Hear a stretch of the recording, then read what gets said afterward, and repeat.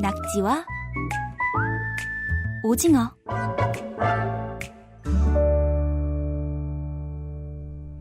KBS 통일사용설명서와 함께 하시면 남북한의 달라진 말과 글에 대해서 알 수 있습니다.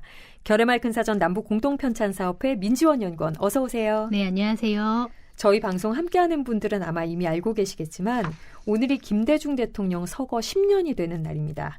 그래서 저희 프로그램에서 지난주부터 우리민족 서로돕기운동 홍상영 사무국장께서 김대중 대통령이 남북 교류사에 끼친 영향을 짚어보고 있는데, 이 민지원 연구원께서도 이 김대중 대통령 서거 10주기를 맞아서 특별한 단어들을 선정해 오셨다고요? 네, 말씀하신 것처럼 김대중 대통령께서는 이 남북 정상회담 개최 그리고 6.15 남북 공동선언이라는 역사적인 어떤 일을 하셨죠. 네. 어떤 남북 교류 협력에 중요한 일들 많이 하셨는데 그 정신을 이어받아서 작년에도 이제 남북 정상회담이 있었잖아요. 그렇죠. 그때 북의 매체가 이 정상회담을 두고 뜻깊은 사변이었다, 이런 표현을 써서 보도를 했습니다. 네. 그리고 그 두 정상이 백두산에 오른 것을 전할 때도 민족사에 특기할 만한 역사적 사변이라는 표현을 써서 논평을 했는데요. 그동안 이 시간에는 남북이 같은 의미인데 형태가 다른 그런 단어가 쓰이는 경우를 많이 소개를 했는데, 오늘은 이렇게 의미가 같고 발음이나 표기도 같은데 어감이나 어떤 사용되는 상황, 용법이 조금 다른 단어들을 소개하려고 하고요. 그런 어떤 대표적인 단어 중 하나가 사변이라고 말씀드릴 수 있겠습니다. 말씀해 주신 것처럼 사실 뜻깊은 사변이라는 이 단어를, 네. 사변이라는 걸 이런 의미로 잘 안 쓰는데요. 네, 남쪽에서는. 그렇죠. 예. 이 사변이란 단어는 남북이 서로 어떻게 다르게 사용하는 건가요? 이제 남쪽에서는 보통 뭐 을미사변, 만주사변 이렇게 역사적이고 좀 부정적인 사건들에 덧붙여 쓰는 경우가 많습니다. 북에서는 그런데 이렇게 을미사변과 같은 용법도 있지만 정상회담처럼 사회적으로 중요한 일이 벌어졌을 때 그걸 일컫는 말로도 쓰고요. 남과 다른 점은 긍정적인 경우에도 사용을 해요. 역사적인 사변이다, 뜻깊은 사변이다, 이렇게 표현한 거 보면 남쪽보다 그 사용되는 범위가 넓다고 알 수 있습니다. 그러니까 사변이란 단어가 북쪽에서는 단순히 부정적인 의미로만 쓰이는 게 아니라 긍정적인 의미로까지 폭넓게 그냥 네. 큰 일을 말하는 거군요. 네, 그리고 큰 일도 그렇지만 개인적인 경우에도 써요. 어떤 나에게 뜻깊은 그런 일, 그런 것도 사변이라는 단어를 쓰는데, 용례를 하나 소개를 해드리면 이걸 들으시면 아마 알 수 있을 텐데요. 네. 명의는 사랑, 결혼이 사람의 일생에서 얼마나 심각하고 중대한 의미를 띤 사변인가를 다시 한번 깨달았다. 이거 북한 책에 나오는 표현인 거죠? 네, 그렇습니다. 그러니까 개인적으로 중요한 일도 다 사변이라는 아주 넓은 의미로 쓰이네요. 네, 그렇죠. 이렇게 사변처럼 남북한이 어감을 좀 다르게 사용하는 단어들이 또 있나요? 네.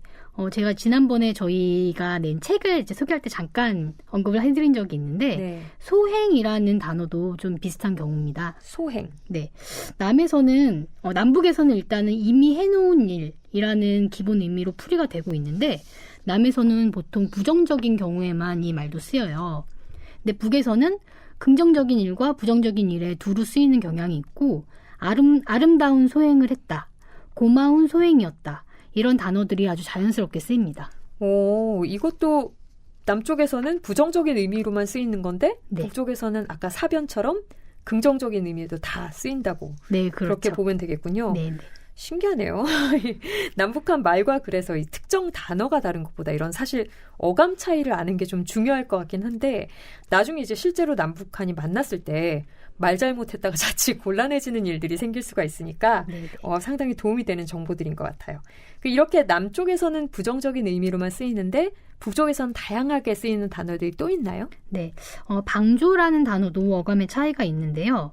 남에서는 이제 원어 그대로 해석을 했을 때 돕다라는 뜻이지만, 실제 사용을 하는 걸 보면 살인을 방조했다, 불법적인 행위를 방조했다, 이렇게 남의 범죄를 도와주는 그런 행위를 뜻하게 됩니다. 그렇죠. 이것도 부정적인 의미로 많이 쓰이는 말이죠. 근데 북에서는 이런 부정적인 의미 없이 그냥 단순하게 누군가를 거들어서 도와주는 그런 행위를 말하는 것으로 쓰이는데, 북에서는 당에 충실한 방조자이다, 참다운 방조자, 믿음직한 방조자, 이런 식으로 도와주는 사람을 일컫는 긍정적인 평가를 받는 대상을 지칭하는 뜻으로도 쓰여요. 남쪽 말로는 약간 조력자 정도에 가까운 말이에요. 그렇죠. 조력자 방조자가. 정도가 될 수 있겠네요. 예. 믿음직한 방조자라든가 참다운 방조자라는 말이 사실 굉장히 어색하게 들려요. 네네. 우리한테는 이렇게 좀 어색한 단어들 또 소개해 주실 수 있나요?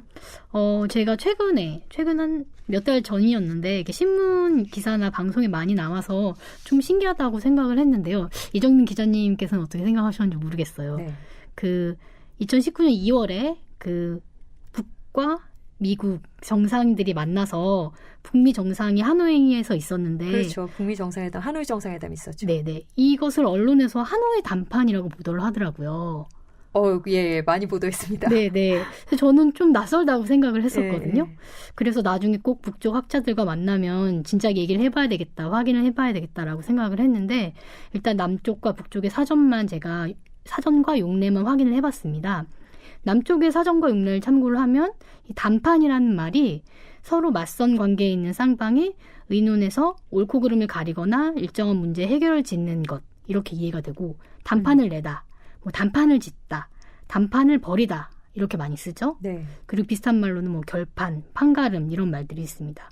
근데 북에서는 이 말이 이 두 편이 공식적으로 만나서 어떤 문제를 해결하려고 하는 회의 이런 의미로 사전에 실려 있더라고요. 네. 그래서 회의하는 장소를 담판장이라고 하는 단어도 사전에 실려 있습니다. 담판장이라는 말은 정말 처음 들어보는 말 같아요. 네, 저희도 그렇죠. 담판이라는 말은 많이 쓰는데 이걸 장소에 이렇게 대입하는 경우는 거의 없거든요. 네, 그렇죠. 이런 거는 또 좀 다른 말이네요. 네. 북한에서는 주로 담판이 모임이나 회의라는 뜻으로 더 많이 쓰이는 것 같기도 하고요. 네.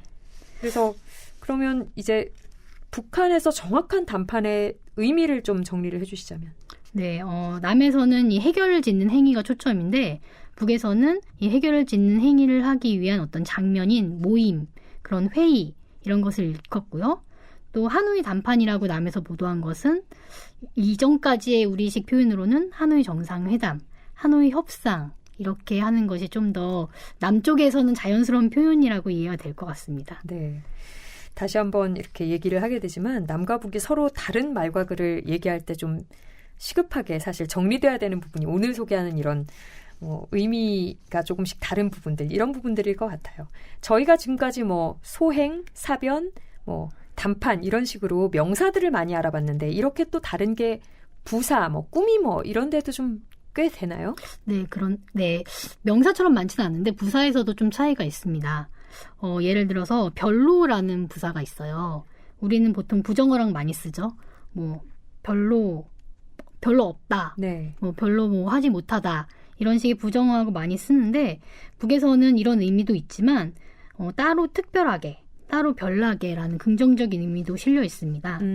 이것도 부정적인 의미랑 북에서는 긍정, 부정으로 둘 다 쓰는 경우군요. 네, 그렇습니다. 예, 이렇게 서로 다른 남북한의 말과 글의 차이를 좀 알아보는 시간도 의미가 있었던 것 같습니다. 네. 결의말 큰 사전 남북 공동편찬 사업회 민지원 연구원, 다음 주에 뵙겠습니다. 네, 고맙습니다.